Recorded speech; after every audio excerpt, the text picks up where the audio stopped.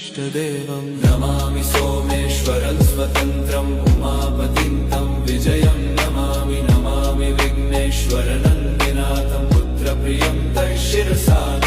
नमामि देवं भवदुःखशोकविनाशनं चन्द्रधरं नमामि नमामि गङ्गाधरमीशमीड्यमुमाधगं देववरं नमामि नमाम्यजादिशपुरन्दरादिसुरासुरैरचितपादपद्मं नमामि देवी मुखवादनानैक्षार्थमक्षित्रितयं यैष पञ्चामृतैर्गन्धसुधूपदीपैर्विचित्रपुष्पैर्विधैश्च मन्त्रैः